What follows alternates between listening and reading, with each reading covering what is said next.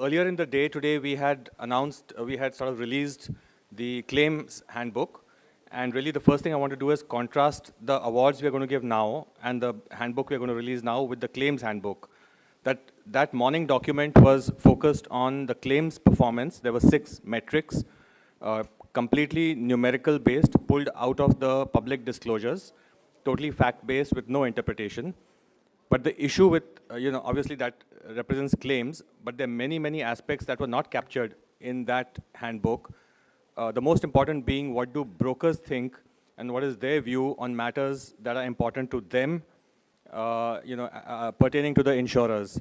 So there are many aspects that are important for brokers. Of course, claims is one, getting good quality terms and conditions is the other.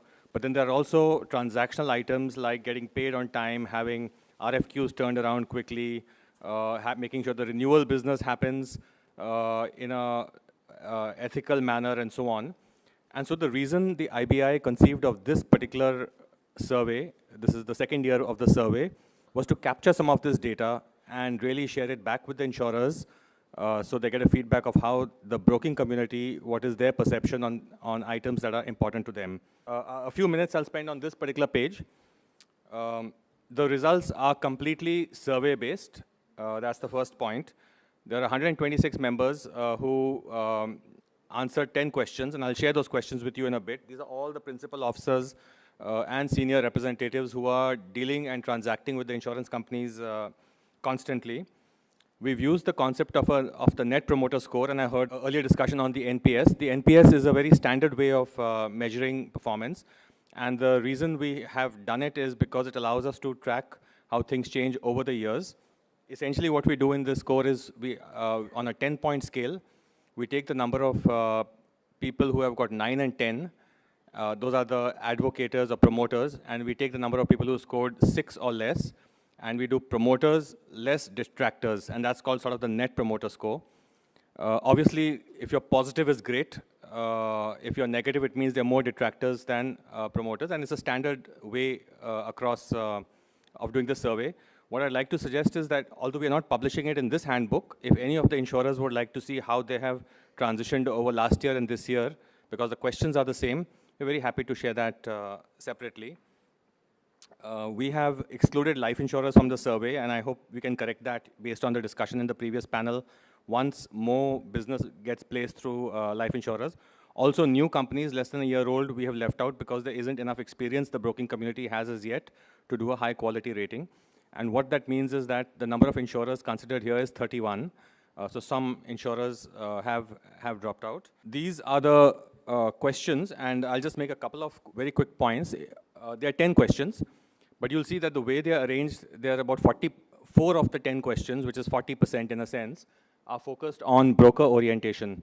And these are questions like an overall recommendation, do reward payments happen on time, is the non-poaching of renewal clients, timely, accurate brokerage, etc. 30% weightage, which is 3 questions, is given to the claims part of the business. And we've split out health from other claims in the way we ask the questions, because both of them have different characteristics and dynamics. And then, of course, there's from a broker's perspective, placement of the policy is very important. That generally doesn't get captured. So we have a 20%, 2 questions on that. How quickly are RFQs turned around? Is the pricing and coverages, are the prices and coverages competitive? And we've a last question on technology, because technology is important from a customer standpoint, of course, but it's also important as brokers, how we work with the insurers. The results which you'll get will, the book which you have has detailed results of all insurers. And I think what you'll find startling is that it's not a close contest.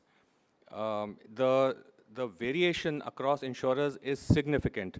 So just on the first question, which is an overall, sort of score by a survey, you will find that at the highest end, you have an NPS which is 52, promoters minus detractors, and at the lower end, you have minus 21.